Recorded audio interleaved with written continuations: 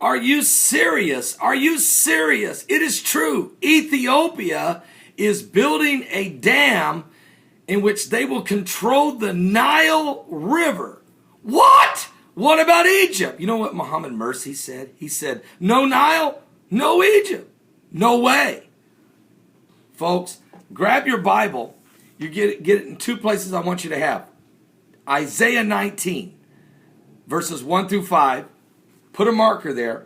And then turn your Bible to Daniel chapter 11, 41 through 45, which many of you are familiar with both of these scriptures, but I need you to do this because there's something that we've been wondering how it was going to work. I can tell you that for sure. In Daniel, first of all, in Daniel 11, 41 through 45, this is what's called the Arab Spring. It's right here in the Bible. It's what man calls it, the Arab Spring. But really, it's the Antichrist spirit moving through the Middle East. Get a cup of coffee right now. Here's what's going on. Look, go, Daniel 11, go to verse 41. He shall enter also into the glorious land. Who is he? Well, it's referring to the Antichrist spirit moving into the land. We don't have the Antichrist yet because we don't have a third temple. We don't have the Antichrist walking in before the worshipers of God in the temple of God saying that he is God. We don't have that yet. So we don't know who he is yet. But we do know this, the spirit, the precursor, the preparation, making the way for him, much like John the Baptist did for Christ, is definitely underway. Now it says in Daniel 11, 41 through 45, he shall enter also into the glorious land, the Antichrist spirit, and many countries shall be overthrown. We know that's true. Tunisia, Egypt, Libya, Yemen, and soon Syria. But these shall escape out of his hand, even Edom and Moab, and the chief children of Ammon, Jordan. So Jordan will not fall, and they're not going to fall. All right, verse 42. He shall stretch forth his hand also upon the countries, and the land of Egypt shall not escape. We know it's true. Egypt has already fallen, and Mohammed Mursi is now the Muslim Brotherhood president of Egypt. But wait, but he shall have power over the treasures of the gold and the silver and over all the precious things of Egypt. We know NATO confiscated $50 billion from Hosni Mubarak and distributed among the NATO nations. We know Obama did that in connection with or in conjunction with the NATO nations. And the precious things of Egypt and the Libyans. We know they took Muammar Gaddafi's stockpile of gold, the largest in the world, and distributed also among the NATO nations. And so here's what it says.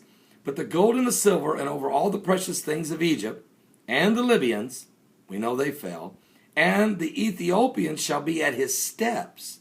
It doesn't say the Ethiopia falls. It just says that this Antichrist spirit, this Muslim Brotherhood revival, if you will, many nations will fall, but it'll be right at the steps of Ethiopia. And I've looked at this for 2 years saying, okay, I get it, but what significance does that have? And then look what it says. But tidings out of the east, which is China, and out of the north, which is Russia, shall go forth with great fury to destroy. They shall trouble him. China and Russia will slow it down, and they have in Syria. Basically, China and Russia have stalled the Muslim Brotherhood's ability to go ahead and conquer Syria in the United Nations. They've stalled Obama's ability to go ahead and fund the rebels like he really wanted to. And he had to sit and wait till there was proof of chemical weapons, which now we know there is. And so now he's talking no-fly zone, going to give them a lot more weaponry. And here's the question, is Russia going to jump in and try to prevent it? Is a proxy war going to take place in Damascus, Syria? And is that why Damascus becomes a ruinous heap? Well, let's keep an eye on that as Bible prophecy literally is being fulfilled in the last 2 years before our very eyes in these scriptures. But wait, there's more. And it says, but he shall go forth with a great fury. In other words, an aggressive military advancement, and destroy and utterly to make away many. It's going to get disastrous. And Damascus will not even be functioning like a city does today. And he shall plant his tabernacles in the palace between the seas. That's between the Mediterranean and the Dead Sea. And between the seas in the glorious holy mountain, which is Mount Moriah, yet he shall come to his end, and none shall help him. And the Antichrist will fail. In the end, he will lose. Now, Ethiopia, he's at the steps of Ethiopia. What makes him get to the steps? Here it is. Ethiopia has just ratified. I want to thank Penny for sending this to me. I want to thank Stephen of Oklahoma. I want to thank Nick of New York. I want to thank Vernon of Philadelphia. I want to thank Reverend Gary and a lot of other folks doing some great researching. Wayne of Canada with some great comments this morning. But here we go.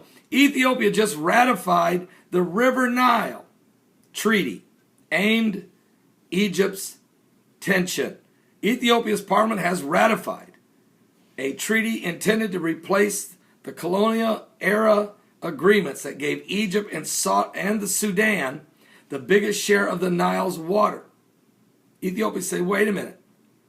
Egypt and Sudan, you can't have all the water. We're changing the rules. The move comes amid growing tensions in Egypt over Ethiopia's plans for this hydroelectric dam on the Blue Nile.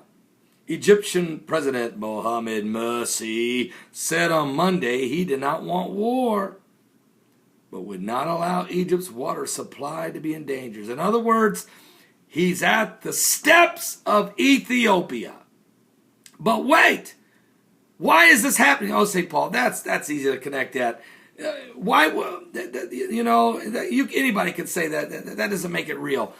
Yes, it does. Now, turn your Bible to Isaiah 19, as we told you to do earlier, and look and let me show you how significant the Nile River is and why this would bring Mohamed Morsi to the steps, to the door of Ethiopia. So here's what he said.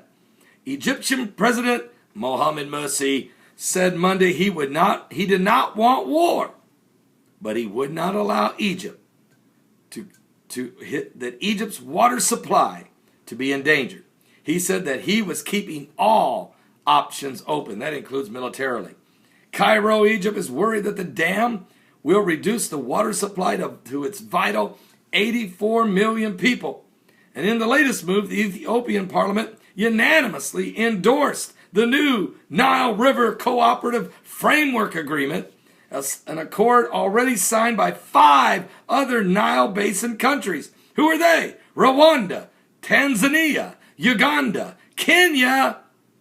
Isn't that where Obama's family's all from? And so what? And Burundi. Now, with this in mind, this would break the long-standing treaty written by the British Empire back in 1929 that awarded Egypt veto power over any project involving the Nile River. But Ethiopia is saying, forget that. That's over. We're taking the water over. And we got 5 other nations that agree with us. It's our turn. Egypt, you and the Sudan have hogged the water too long. Now let's go to Isaiah 19. This is what the Bible said. In the Arab Spring, there would be a change of leadership in Egypt. I don't have a lot of time here, but if you've watched me at any time at all, you know I've went over these first 4 verses many times on how Egypt would have a revolution, how Jose Mubarak would fall, and every man would, neighbor against neighbor, brother against brother, city against city, kingdom against kingdom. There'd be fighting, and the idols of Egypt would be stolen out of King Tut's museum, and how that the council would be destroyed, and a fierce king and a cruel lord would take over Egypt. It says it right there in Isaiah 19, verse 4. And here's what happens when they get this new king, this new fierce lord, this cruel lord, Mohamed Morsi. And the waters shall fail from the sea, and the river shall be wasted and dried up. We're talking about the river Nile. And they shall turn the rivers far away, and the brooks of defense shall be emptied and dried. What? How do you turn a river far away? You build a dam. And that's exactly what Ethiopia has ratified, and they've already started the construction. And that's why Egypt is now at the steps of Ethiopia. Biblical prophecy coming to play, and it's going to affect the end time apocalyptic scenario. And that's why Ethiopia ends up being one of the Fab 5 that takes on the Lord in Ezekiel 38. Put it all together, and you can see you're living in the last days. Give your life to Jesus Christ.